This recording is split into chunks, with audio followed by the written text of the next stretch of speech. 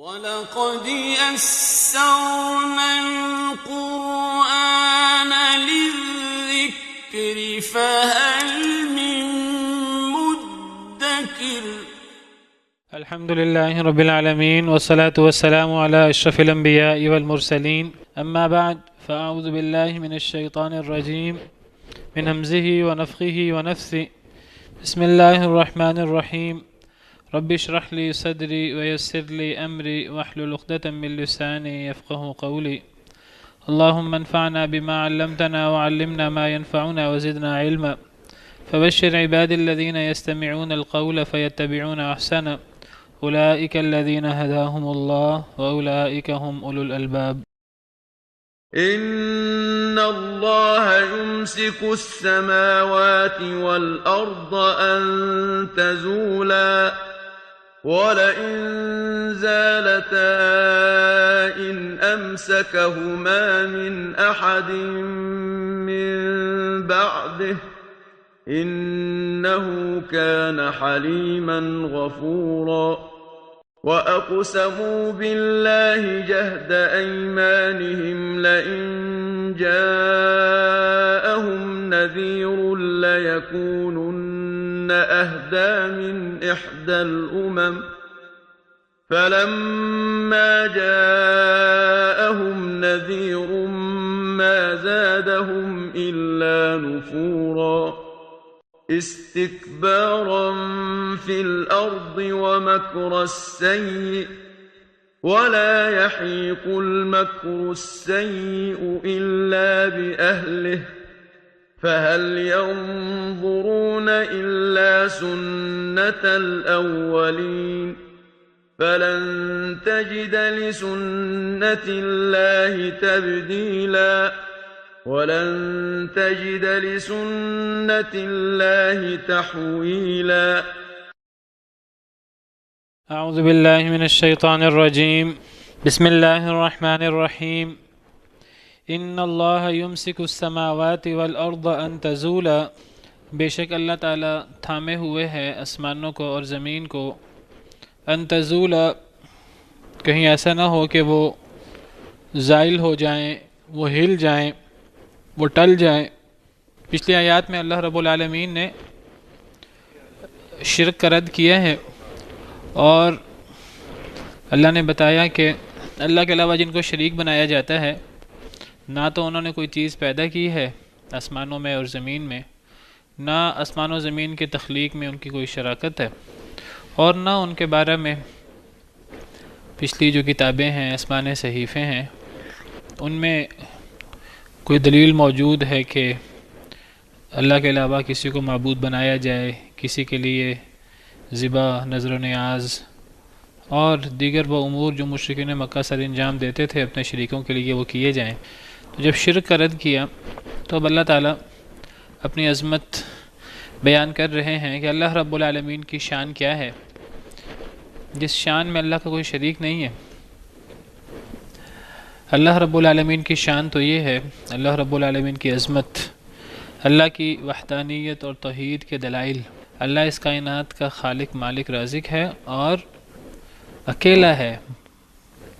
اس خلق، اس رزق، اس تدبیر میں اللہ اکیلے ہیں، اللہ کے ساتھ کوئی شریک بھی نہیں ہے۔ تو اللہ اپنی شان بیان کرتے ہوئے فرماتے ہیں اللہ کی شان تو یہ ہے کہ وہ تھامے ہوئے ہیں آسمانوں کو اور زمین کو۔ یہ وسیع و عریض آسمان جو بہت بڑا ہے، اللہ کی عظیم ترین مخلوق ہے، تو یہ آسمان اللہ نے نہ صرف اس کو پیدا کیا ہے، اس کو بنایا ہے، بلکہ پیدا کرنے کے بعد اللہ رب العالمین اسے سنبھالے ہوئے ہے۔ اگر اللہ رب العالمین اسے نہ سنبھالے، اسے نہ پکڑے تو یہ گر جائے، یہ ہل جائے اپنی جگہ سے۔ تو اللہ آسمانوں کو بھی تھامے ہوئے ہیں، ایک آسمانی 7 آسمان ہے، آسمانوں کو بھی اور زمین کو بھی، زمین اور جتنے اجرام فلکی ہیں آسمان سے نیچے، یہ زمین کے علاوہ ہر چیز کو بے شک اللہ تعالیٰ تھامے ہوئے ہیں آسمانوں کو اور زمین کو ان تزولا، کہیں ایسا نہ ہو کہ وہ ہل جائیں، وہ اپنی جگہ سے اپنی جگہ چھوڑ دیں، وہ گر جائیں، تباہ و برباد ہو جائیں، اللہ تھامے ہوئے ہیں۔ یعنی اگر ایک لمحے کے لیے بھی اگر اللہ تعالیٰ آسمان و زمین کی حفاظت چھوڑ دیں تو آسمان و زمین خود بخود فضاؤں میں نہیں کھڑے۔ ہمیں آسمان فضا میں کھڑا نظر آتا ہے، کوئی ایسا ستون نہیں ہے جس نے اس کو روکا ہو۔ کتنا بڑا آسمان ہے۔ اب دنیا کے اندر ہم کوئی چیز بناتے ہیں، کوئی چھت بناتے ہیں چھوٹی سی، ہم اس کو کتنی سپورٹ دیتے ہیں اور ہم اس کے لیے کتنی کوشش کرتے ہیں کہ وہ چھت جو ہے وہ کھڑی رہے اور وہ گرے نہیں۔ تو آسمان جو ہیں وہ کس طرح کھڑے ہیں؟ اللہ فرماتے ہیں کہ اللہ الذی رفع السماوات بغیر عمد ترونها، اللہ نے ان آسمانوں کو بلند کیا ہے ان ستونوں کے بغیر جنہیں تم دیکھ سکو۔ تم ستون نہیں دیکھتے کہ آسمان سے نیچے کوئی ستون ہے، جن ستونوں نے آسمانوں کو اپنی جگہ روکا ہوا ہے۔ تو جب ہمیں ستون نظر نہیں آتے تو پھر کس نے آسمانوں کو روکا ہوا ہے؟ کس نے زمین کو اپنی جگہ جو ہے وہ روکا ہوا ہے؟ زمین اپنی جگہ سے ٹلتی نہیں ہے، زمین میں جو ہے زلزلہ اور تباہی اس طرح کر کے پیدا نہیں ہوتی۔ زمین کی حفاظت، آسمانوں کی حفاظت، دیگر اجرام فلکی کی حفاظت کون کر رہا ہے؟ اللہ رب العالمین فرماتے ہیں یہ اللہ وحدہ لا شریک کی ذات ہے، اور اللہ تعالیٰ ہر دم انہیں سنبھالے ہوئے ہیں، ان کی حفاظت کر رہے ہیں۔ آیت الکرسی میں فرمایا وَلَا يَؤُودُهُ حِفْظُهُمَا، آسمان و زمین کی حفاظت اللہ کو تھکاتی نہیں ہے۔ اللہ کو کوئی چیز تھکا نہیں سکتی، لیکن اللہ تعالیٰ ہر لمحے آسمان اور زمین اور ان سب کو جو ہے وہ اللہ نے حفاظت میں رکھا ہوا، اللہ نے پکڑا ہوا ہے۔ نہ صرف آسمان زمین بلکہ اللہ کی ہر مخلوق۔ بعض لوگوں کے ذہنوں میں بہت بڑا مغالطہ ہے کہ شاید اللہ تعالیٰ نے پوری کائنات پیدا کر دی ہے اور کائنات پیدا کر کے اس کا نظام بنا کے اسے چھوڑ دیا ہے، اب کائنات خود بخود چل رہی ہے، اب دن اور رات خود بخود آ رہے ہیں۔ بعض لوگ تو سمجھتے ہیں خود بخود ہی چیزیں پیدا ہو گئی ہیں، بعض لوگ سمجھتے ہیں کہ اللہ نے پیدا کیا ہے، اب اللہ نے پیدا کر کے جو ہے وہ انہیں ایک ان کی روٹین بنا دی ہے، کچھ اصول بنا دی ہیں، یہ اس اصول کے مطابق چل رہے ہیں والعیاذ باللہ۔ وہ کہتے ہیں کہ جی اللہ تعالیٰ بھی ان اصولوں میں تبدیلی نہیں کر سکتے، اب نیچر کے جو اصول ہیں، جو فطرت کے اصول ہیں، اب بس اس کے مطابق ہی ہو سکتا ہے۔ اب یہ نہیں ہو سکتا کہ سورج کبھی مغرب سے نکل آئے، یہ نہیں ہو سکتا کہ آگ جلانے سے انکار کر دے۔ اللہ نے جو ایک نظام بنا دیا ہے وہ اب نظام بنا دیا ہے، اب اس کی خلاف ورزی تو اللہ بھی نہیں کر سکتے والعیاذ باللہ۔ بھئی جس نے بنایا ہے، اس نے اصول بھی اس نے بنایا ہے، نظام بھی اس نے بنایا ہے، جب چاہے توڑ دے۔ ہاں مخلوق نہیں اسے توڑ سکتی، مخلوق کے پاس قدرت نہیں ہے اللہ کے بنائے ہوئے نظام میں خلل ڈال سکے۔ اللہ جب چاہے اس نظام کو آگے پیچھے کر دیں، اللہ جب چاہیں گے سورج مغرب سے نکل آئے گا، ہمارا ایمان ہے۔ اللہ تعالیٰ نے جب چاہا حضرت ابراہیم علیہ السلام کو آگ میں پھینکا گیا، آگ ان کے لیے گلزار بن گئی۔ اللہ نے اپنا بنایا ہوا نظام توڑ دیا، آگ جلاتی ہے، لیکن جب اللہ نے نہیں چاہا تو آگ نے نہیں چلایا، اللہ نے نہیں چاہا تو چھری نہیں چلی حضرت اسماعیل علیہ السلام کی گردن پر، وہ بچھڑے کی گردن پہ چل پڑی۔ تو یہ بڑا ہی مغالطہ ہے اگر کسی کے ذہن میں ہے کہ اللہ نے نظام بنا کر چھوڑ دیا ہے۔ اللہ تعالیٰ نظام اللہ نے بنایا ہے، ہر چیز اللہ نے پیدا کی ہے، اور اللہ تعالیٰ ہر لمحے اس کی نگرانی فرما رہے ہیں۔ اللہ تعالیٰ ہر وقت اسے قائم دائم رکھے ہوئے ہیں، اسے پکڑے ہوئے ہیں۔ کیا خیال ہے یہ جو پرندے اڑتے ہیں، یہ جو کشتیاں چلتی ہیں سمندر میں، اللہ نے نظام بنا دیا ہے، خود بخود چلتی ہیں؟ ہرگز نہیں، اللہ کی نگرانی ہوتی ہے، اللہ کی حفاظت ہوتی ہے تو چلتی ہیں۔ اللہ نے تھاما ہوا ہے تو پرندے اڑتے ہیں، اگر اللہ نہ تھامے تو پرندے اڑ نہ سکیں، زمین پہ گر پڑیں۔ سورہ ملک میں اللہ تعالیٰ فرماتے ہیں اولم یروا الی الطیر فوقہم صافات ویقبضن، کیا یہ اپنے اوپر اڑتے پرندوں کو نہیں دیکھتے جو پر پھیلا بھی لیتے ہیں، پر بند بھی کر لیتے ہیں؟ کوئی بندہ کہ جی پروں کی وجہ سے پر پھیلائے ہوتے ہیں تو اڑتے ہیں، اللہ فرماتے ہیں صرف پر پھیلے نہیں ہوتے، ان کے پر پھیلے بھی ہوتے ہیں اور پر ان کے بند بھی ہو جاتے ہیں۔ اگر پر پھیلنے کی وجہ سے یہ اڑتے ہیں تو جب پر بند ہوتے ہیں تب انہیں کون پکڑے ہوتا ہے؟ تو جب پر پھیلے ہوتے ہیں تب بھی پر نہیں ان کو اڑاتے، تب بھی اللہ رب العالمین کی ذات نے انہیں تھاما ہوتا ہے۔ اور اسی طرح جب پر بند کرتے ہیں اپنے تب بھی اللہ نے تھاما ہوتا ہے. اولم یروا الی الطیر فوقہم صافات ویقبض ما یمسکہن الا الرحمن، نہیں پکڑا ان کو مگر رحمان نے. پرندوں کو بھی اللہ نے تھاما ہوا ہے. اللہ رب العالمین نے تھاما ہوتا ہے تو وہ فضا میں رہتے ہیں، اللہ کا حکم ہو تو نیچے گر جاتے ہیں. کشتیاں ہیں، دیگر سارا نظام ہے. تو اللہ نے بڑی مثال دے دی ہے آسمان و زمین کی، باقی ہر چیز اس کے اندر. ایک اور آیت میں فرمایا، سورہ حج آیت نمبر 65، اللہ تعالیٰ فرماتے ہیں الم تر ان اللہ سخر لکم ما فی الارض، اے نبی صلی اللہ علیہ وسلم کیا آپ نے نہیں دیکھا کہ بے شک اللہ نے مسخر کر دیا تمہارے لیے، تم سب انسانوں کے لیے، ما فی الارض جو کچھ زمین میں ہے، یہ سارا کا سارا اللہ نے تمہارے لیے مسخر کر دیا، تم اس سے فائدہ اٹھا سکتے ہو اللہ نے جتنی اجازت دی ہے اس کے مطابق، اللہ کے حکم کے مطابق. والفلک، اور کشتی کو بھی اللہ نے تمہارے مسخر کر دیا ہے، تمہارے تابع کر دیا ہے. والفلک تجری فی البحر بامرہ، کشتی چلتی ہے سمندر میں اللہ کے حکم سے. کشتی سمندر میں اللہ کا حکم نہ ہو تو وہ ڈوب جائے، وہ جب چلتی ہے سمندر میں تیرتی ہے تو اللہ کے حکم سے چلتی ہے. تو کشتی سمندر میں چلتی ہے اللہ کے حکم سے. وَيُمْسِكُ السَّمَاءَ أَن تَقَعَ عَلَى الْأَرْضِ إِلَّا بِإِذْنِهِ، وہ تھامے ہوئے ہے آسمان کو، کہیں ایسا نہ ہو کہ وہ زمین پہ گر پڑے مگر اللہ کے حکم سے، اللہ کی اجازت سے. اللہ کے حکم سے وہ ٹھہرا ہوا ہے. اگر اللہ کی حفاظت ختم ہو جائے تو وہ آسمان زمین پہ گر پڑے، اور زمین کا کیا بچے گا؟ زمین کی کوئی حیثیت ہی نہیں ہے آسمان کے سامنے. اگر آسمان گر پڑے تو زمین کا کیا بچے گا؟ کچھ بھی نہیں بچے گا. اللہ نے تھاما ہوا ہے تو آسمان قائم دائم ہے. ان اللہ بالناس لرؤوف الرحیم، بے شک اللہ تعالیٰ تو لوگوں کے ساتھ بہت ہی شفقت کرنے والے، بہت ہی رحم کرنے والے ہیں کہ لوگ اس اللہ رب العالمین سے مقابلہ کر رہے ہیں، لوگ اس اللہ رب العالمین کے ساتھ شرک کر رہے ہیں، لوگ اللہ رب العالمین کو ہر طریقے سے ناراض کر رہے ہیں. اللہ چاہیں تو اللہ تعالیٰ ان پر آسمان گرا دے، اللہ چاہے تو زمین کی حفاظت چھوڑ دے، اللہ چاہے سب کچھ تباہ و برباد ہو جائے. لیکن اللہ تعالیٰ تو بڑے شفقت والے، رحم کرنے والے ہیں کہ اللہ نے ڈھیل دی ہوئی ہے. ایک اور آیت کریمہ میں فرمایا سورہ روم، وَمِنْ آيَاتِهِ أَن تَقُومَ السَّمَاءُ وَالْأَرْضُ بِأَمْرِهِ، سورہ روم آیت نمبر 25. اللہ فرماتے ہیں اللہ کی بڑی بڑی نشانیوں میں سے، اللہ کی بڑی بڑی قدرتوں میں سے یہ قدرت ہے، اللہ کی عظیم قدرت ہے، ان تقوم السماء والارض بامرہ، کہ قائم ہے آسمان اور زمین اللہ کے حکم سے. اللہ کا حکم ہے تو زمین و آسمان قائم ہے. جب اللہ رب العالمین ان کی حفاظت چھوڑ دیں گے تو یہ تباہ و برباد ہو جائیں گے. تو فرمایا ان اللہ یمسک السماوات والارض ان تزولا، بے شک اللہ تھامے ہوئے ہے آسمانوں کو اور زمین کو، کہیں ایسا نہ ہو کہ وہ ٹل پڑیں، وہ اپنی جگہ سے ہل پڑیں. یہ ہے اللہ رب العالمین کی شان. اب جس کو اللہ رب العالمین کا شریک بناتے ہو، کیا وہ یہ کام کر سکتا ہے؟ کیا زمین و آسمان کی تخلیق میں اس کا کوئی حصہ ہے؟ کیا زمین و آسمان کی تخلیق کے بعد وہ اب ان آسمان و زمین کو وہ تھامے ہوئے ہے، اس کا کوئی کردار ہے اس میں؟ کوئی کردار نہیں ہے. صرف اللہ رب العالمین ہی اکیلے یہ سارا کام کر رہے ہیں، اور ہر لمحے اللہ کی حفاظت اور اللہ رب العالمین جو ہیں وہ ان کو تھامے ہوئے ہیں.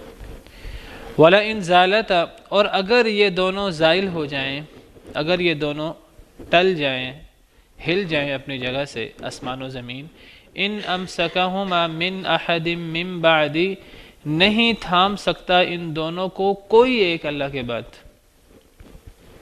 اگر کسی وجہ سے یہ ہل جائیں، اللہ رب العالمین ناراض ہو جائیں، یہ ہل جائیں اپنی جگہ سے، گرنے لگیں، تو کون ہے جو انہیں تھام سکے، پھر انہیں روک سکے؟ کوئی نہیں روک سکتا. تو اللہ رب العالمین کی قدرت ہے، اللہ رب العالمین کی شان ہے. انہ کان حلیما غفورا، بے شک وہ تو بڑا ہی تحمل والا ہے، بڑا ہی بخشنے والا ہے. کتنا بڑا تحمل ہے اللہ کا کہ اسی اللہ کے ساتھ اوروں کو شریک بنا دیتے ہیں، اللہ کی ہی مخلوق کو، جو اللہ کو سب سے زیادہ ناپسند ہے بات، اللہ کا ہی مقابلہ شروع کر دیتے ہیں، اللہ کے ساتھ جنگ شروع کر دیتے ہیں کچھ لوگ. فَإِن لَمْ تَفْعَلُوا فَأْذَنُوا بِحَرْبٍ مِّنَ اللَّهِ وَرَسُولِهِ، جو لوگ سود سے باز نہیں آتے وہ اللہ کے رسول سے جنگ شروع کر دیتے ہیں. اللہ سے جنگ کر رہے ہیں اور اللہ تعالیٰ آسمان نہیں گرا رہے ان کے اوپر، اللہ تعالیٰ زمین کو تھامے ہوئے ہیں. اگر اللہ تعالیٰ زمین و آسمان کی حفاظت چھوڑ دیں تو زمین و آسمان تو تباہ و برباد ہو جائے، تو اوپر جو لوگ ہیں وہ کیسے بچیں گے؟ وہ بھی نہیں بچیں گے. تو اتنے اللہ کے نافرمان ہیں، ایسے بدبخت بھی ہیں جو صرف الوہیت کا دعویٰ نہیں کرتے، وہ کہتے ہیں ہم الہ بھی ہیں اور ہم سب سے بڑے الہ ہیں، ولیعذ باللہ انا ربکم الاعلی کہنے والے بھی تھے، لیکن اس کے باوجود اللہ تعالیٰ نے ان چیزوں کو تھاما ہوا ہے اپنی جگہ پر، اس کے باوجود اللہ تعالیٰ ان کو نواز رہے ہیں، اللہ تعالیٰ ان پر نعمتیں کر رہے ہیں، اللہ کا تحمل ہے یہ۔ غفورا بہت بخشنے والے ہیں، کن کو؟ نیک لوگوں کو، ماننے والوں کو اللہ تعالیٰ بخشنے والے ہیں، ان سے کبھی کوتاہی ہو جائے اللہ ان کے عیوب چھپا لیتے ہیں، اللہ تعالیٰ ان کے عیوب کو معاف کر دیتے ہیں، اور جو اللہ کے نافرمان ہیں، جو اللہ کے منکر ہیں، شرک کرنے والے ہیں، تو اللہ تحمل کیے ہوئے ہیں، ان پہ فوری عذاب نہیں آ رہا۔ وَأَقْسَمُوا بِاللَّهِ جَهْدَ أَيْمَانِهِمْ لَإِنْ جَاءَهُمْ نَذِيرٌ لَيَكُونُنَّ أَهْدَى مِنْ إِحْدَى الْأُمَمِ، انہوں نے قسمیں کھائیں اللہ کی، جہد ایمانہم، اپنی پختہ قسمیں، جہد پختہ، ایمان یہ یمین کی جمع ہے، یمین قسم کو کہتے ہیں۔ عرب لوگ جب قسم اٹھاتے تھے تو وہ دایاں ہاتھ اٹھا کر قسم اٹھاتے تھے، تو عام طور پہ قسم کے لیے لفظ یمین، یمین کہتے ہیں دائیں ہاتھ کو، تو عربی زبان میں قسم کے لیے یمین کا لفظ استعمال ہونا شروع ہو گیا، کیونکہ وہ قسم اٹھاتے ہوئے وہ دائیں ہاتھ سے اشارہ کرتے تھے اور اس طرح کر کے جو ہے وہ قسم اٹھاتے تھے، تو قسم کے لیے لفظ یمین دایاں ہاتھ، یمین سے مراد دایاں ہاتھ بھی ہوتا ہے اور یمین سے مراد قسم بھی ہوتا ہے، اس کی جمع ایمان۔ انہوں نے قسمیں کھائیں اللہ کی، جہد ایمانہم، اپنی پختہ قسمیں، اللہ کا نام لے کر انہوں نے پختہ قسمیں کھائیں، لئن جاءہم، البتہ اگر آ گیا ان کے پاس، نذیر، کوئی ڈرانے والا، لیکونن اہدی من احدی الامم، البتہ وہ ضرور ہو جائیں گے سب سے زیادہ ہدایت یافتہ، من احدی الامم، امتوں میں سے کسی ایک امت سے بھی، امم جمع ہے امت کی اور احدی کوئی ایک۔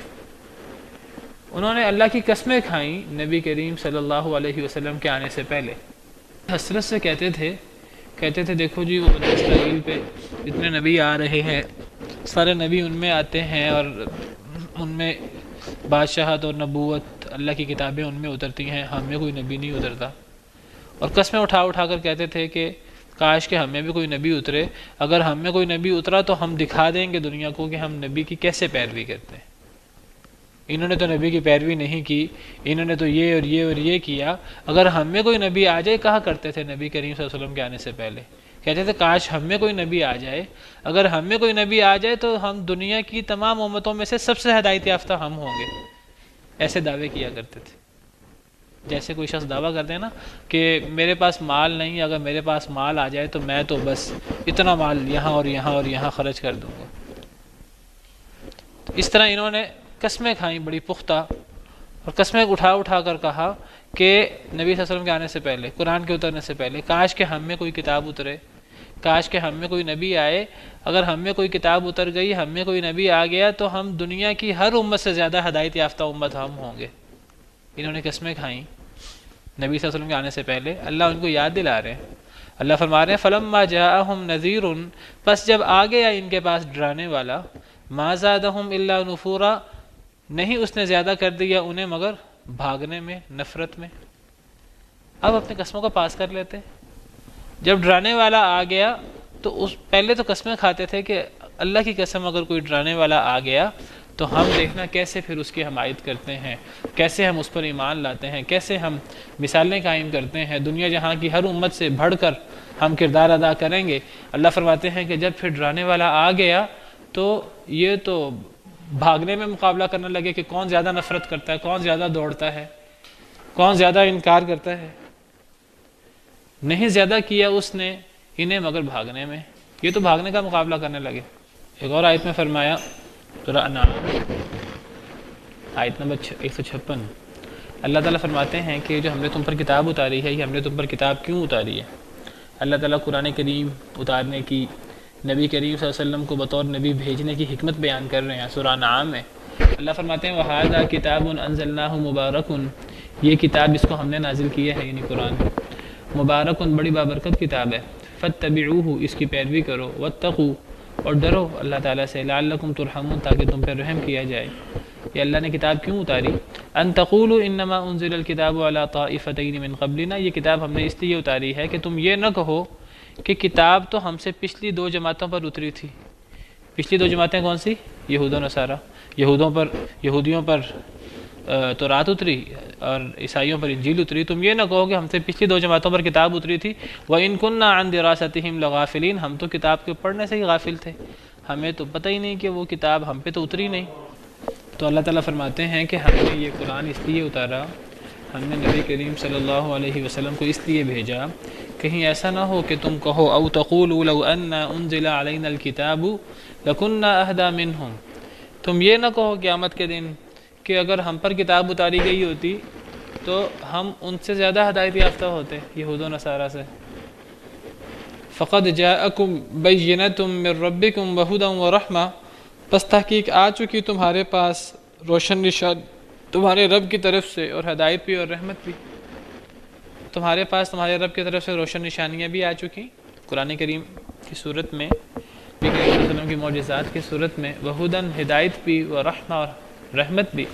فمن اظلم ممن کذب بآیات اللہ وصدف عنہا، کون زیادہ ظالم ہے اس سے جو اللہ کی آیتوں کو جھٹلانا شروع کر دے اور اس سے انکار کرے۔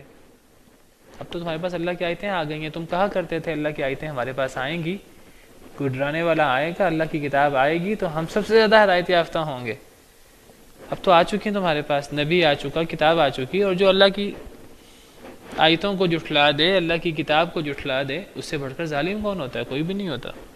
سنجزی الذین یصدفون عن آیاتنا سوء العذاب، ان قریب ہم بدلہ دیں گے ان لوگوں کو جو انکار کرتے ہیں ہماری آیتوں سے بہت برا عذاب، بما کانوا یصدفون، اس وجہ سے جو وہ انکار کرتے تھے یا روکتے تھے۔ تو اسی کی طرف اشارہ ہے کہ انہوں نے قسمیں اٹھائیں اللہ کی، جہد ایمانہم، اپنی پختہ قسمیں، لئن جاءہم نذیر، البتہ اگر آ گیا ان کے پاس ڈرانے والا، قرآن اترنے سے پہلے، نبی صلی اللہ علیہ وسلم کے آنے سے پہلے وہ قسمیں اٹھایا کرتے تھے، اگر ان کے پاس کوئی ڈرانے والا آ گیا تو وہ البتہ وہ ضرور ہوں گے سب سے زیادہ ہدایت یافتہ، من احدی الامم، دنیا کی کسی بھی امت سے زیادہ ہدایت یافتہ وہ ہوں گے۔ فلما جاءہم نذیر ما زادہم الا نفورا، پس جب آ گیا ان کے پاس ڈرانے والا، نہیں زیادہ کیا اس نے انہیں مگر نفرت اور بھاگنے میں، ان کا تکبر، ان کا نفور وہ بڑھتا گیا، کفر بڑھتا گیا ان کا۔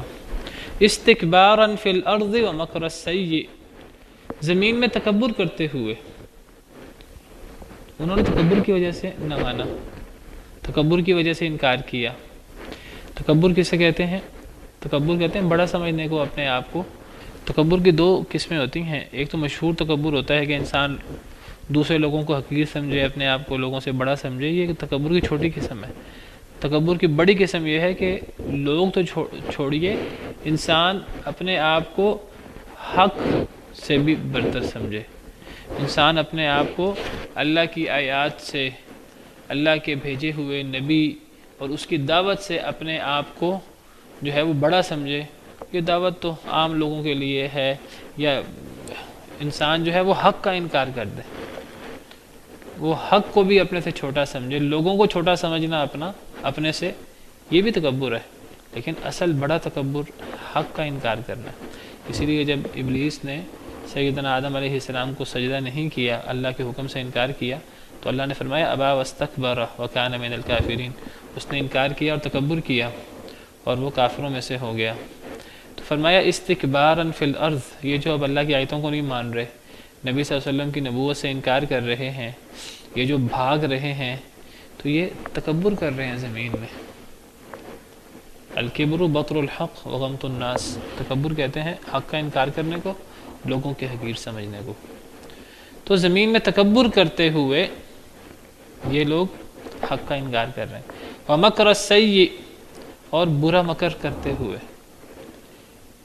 یہ برا مکر کر رہے ہیں، صرف یہ نہیں کہ اسلام قبول نہیں کر رہے، اللہ کی اتری ہوئی کتاب اور وحی کو نہیں مان رہے، بلکہ یہ تکبر اور انکار کرنے کے ساتھ ساتھ برے برے مکر بھی کر رہے ہیں، اس کے خلاف چالیں چل رہے ہیں اسلام کو کمزور کرنے کے لیے، نبی کریم صلی اللہ علیہ وسلم اور صحابہ کرام کو زیادہ بڑھنے سے روکنے کے لیے، اسلام کو پھیلنے سے روکنے کے لیے بری چالیں بھی چل رہے ہیں، بری تدبیریں بھی کر رہے ہیں، زمین میں تکبر کرتے ہوئے اور برا مکر کرتے ہوئے۔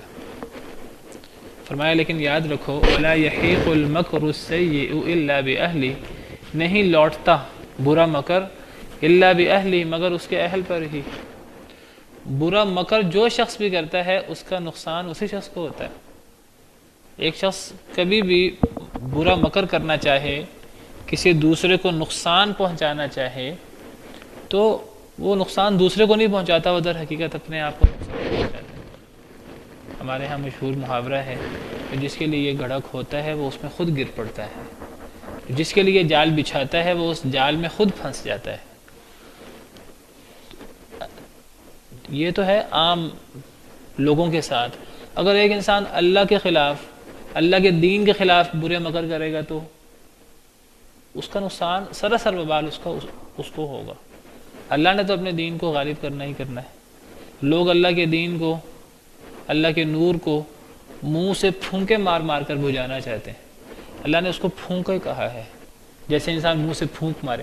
ایک انسان کو بڑی سے بڑی چال بھی چلے، کوئی ایسی چال ہو جو پہاڑوں جیسی ہو، یہودی بڑے بڑے دشمن ہیں اسلام کے، بڑی بڑی چالیں چلتے ہیں۔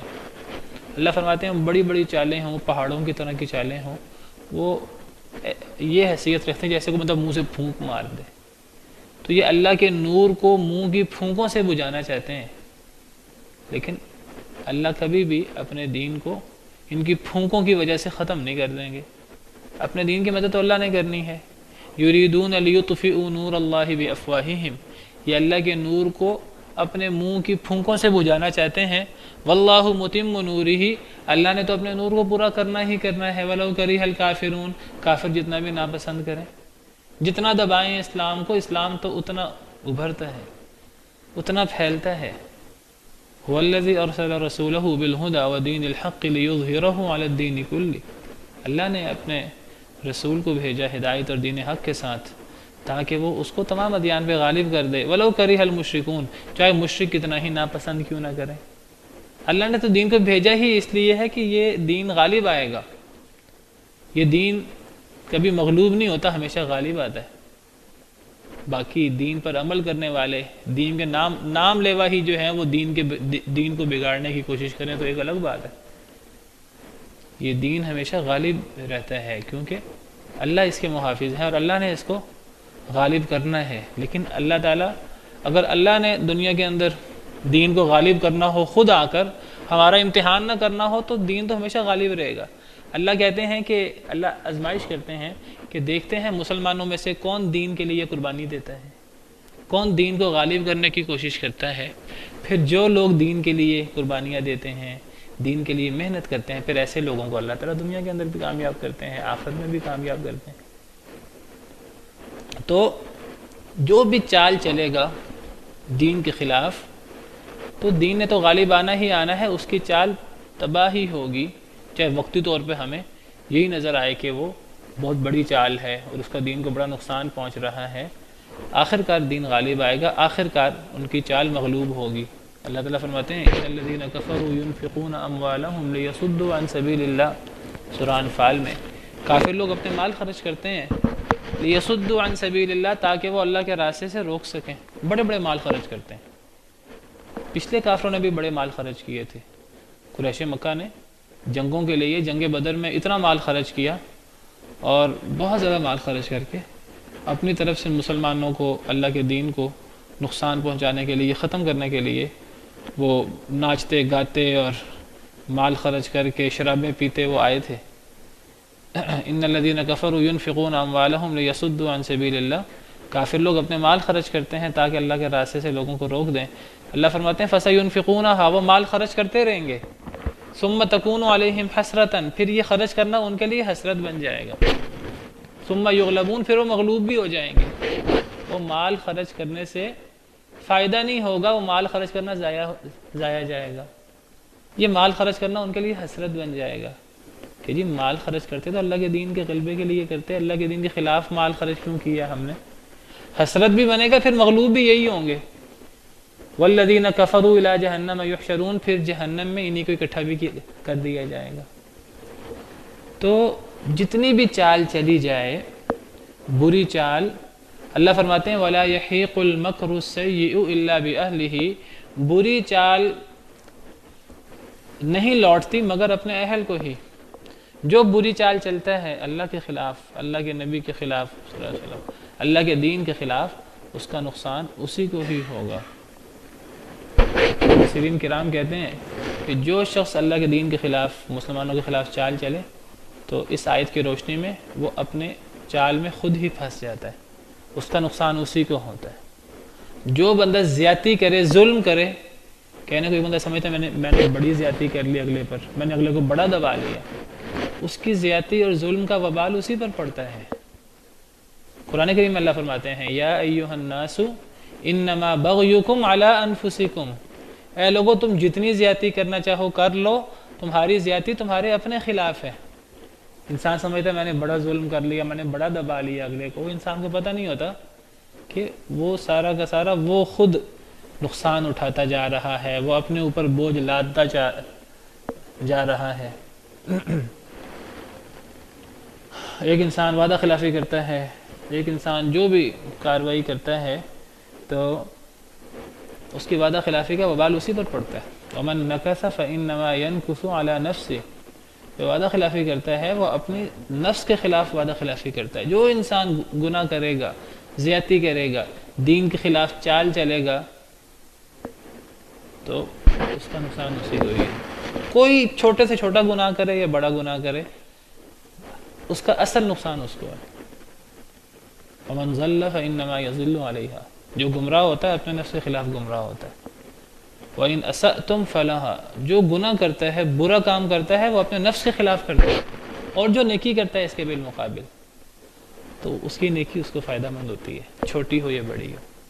ان احسنتم احسنتم لانفسکم، اگر تم نیکی کرو گے تو اپنے لیے نیکی کرو گے، تم یہ نہ سمجھو کہ میں کسی دوسرے سے احسان کر رہا ہوں۔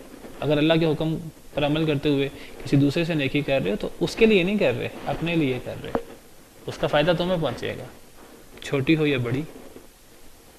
من اہتدی فانما یہتدی لنفسہ، جو ہدایت یافتہ ہو اپنے لیے ہدایت یافتہ ہوگا، اللہ کو اس کو کوئی فائدہ نہیں ہے۔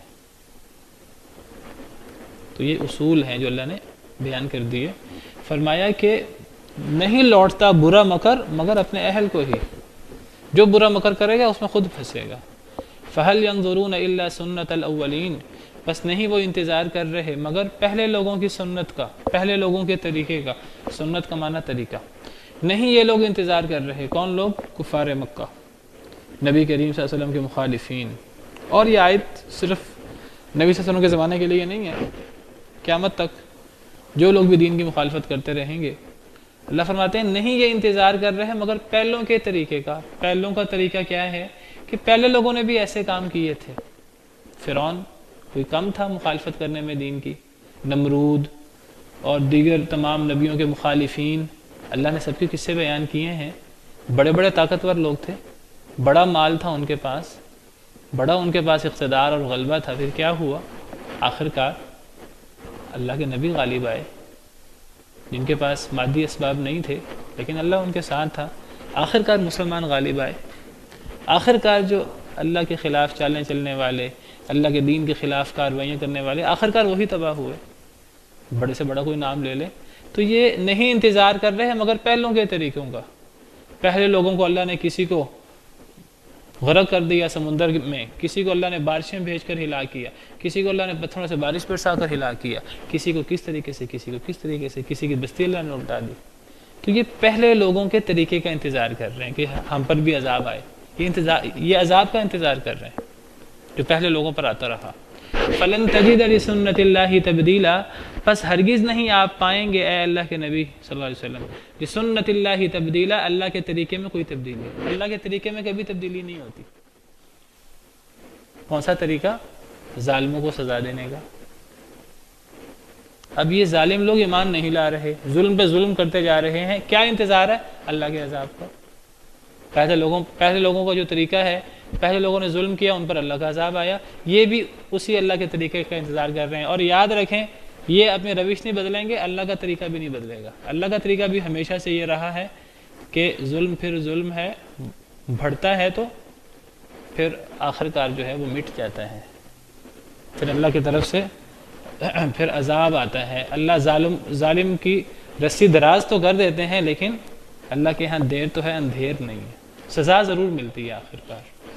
بس ہرگز نہیں آپ پائیں گے اللہ کے طریقے میں کوئی تبدیلی، وَلَن تَجِدَ لِسُنَّتِ اللَّهِ تَحْوِيلًا، اور ہرگز نہیں پائیں گے آپ اللہ کے طریقے میں کوئی تبدیلی۔ تبدیل اور تحویل دونوں کا مطلب تبدیلی، تو اللہ کے طریقے میں کبھی تبدیلی نہیں آئے گی، ظالم آخرکار نیست و نابود ہوں گے، ظلم آخرکار ختم ہوگا۔ سبحانک اللہم ربنا وبحمدک اشہد ان لا الہ الا انت استغفرک واتوب الیک۔ بالقرآن اهتديت في رحمه تحلو الحياة شوقا إلى